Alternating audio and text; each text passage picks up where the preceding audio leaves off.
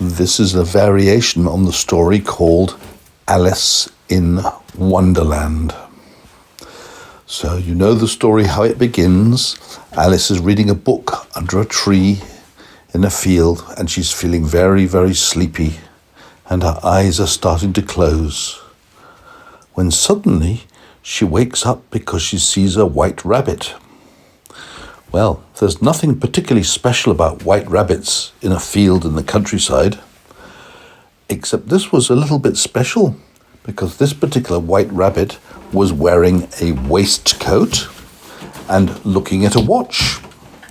In fact, he kept looking at his watch and he looked very worried. And then he seemed to say, "I must hurry," and he dashed off. Now, Alice had never seen such a thing in her life before. So she got up from where she was nearly asleep and started to run off to the rabbit. What do you have there? I'm sorry? What did you say? What's Mum got there in her hands? Oh, I don't know what Mummy's got. It looks scary.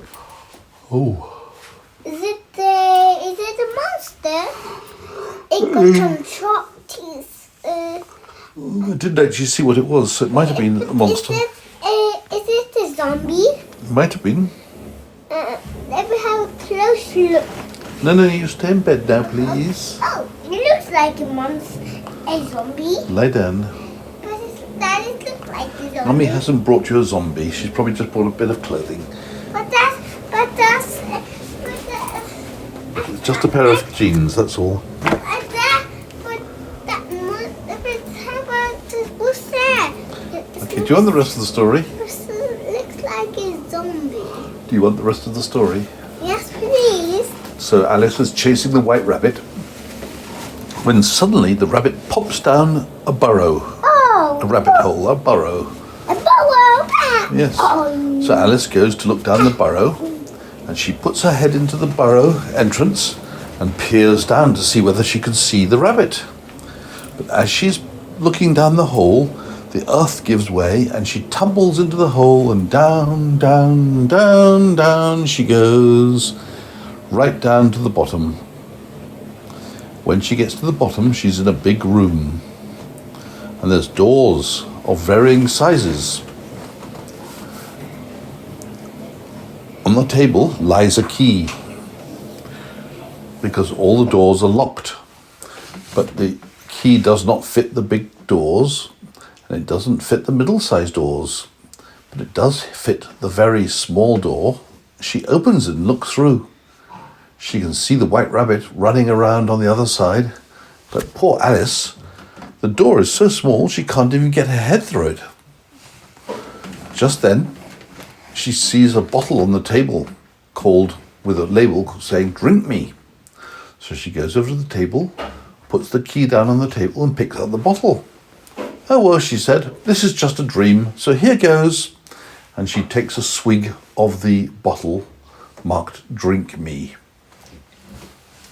Immediately, she starts to get smaller and smaller and smaller until she's small enough to go through the locked door, the very small door. But when she gets to the door, she finds she can't go anywhere because the door is still locked. So she looks for the key, and she finds the key is right behind her on the glass table. So she tries to reach it, but it's much too high up. Luckily, Alice finds a box or tin underneath the table with the words "Eat me" on it. So she starts to eat what's inside. It's a lovely cake. And she grows and grows and grows and grows and grows until her head is squashed up against the ceiling. "Oh dear," she says. "Well, at least now I can get the key, but I can't get through the door." Then she notices she hasn't drunk all of the liquid which says "Drink me." So she has another sip and starts to get smaller. Has another sip and gets smaller. And then finally, by juggling between sips of the "Drink me" or bites of the "Eat me" cake, somehow between a bit of one and a bit of the other, she could get herself to the right height to follow the white rabbit. And that's the beginning of the story. And now I'm going to skip to the end of the story. Finally, Alice got out of the burrow and she was exhausted after her adventures under the ground.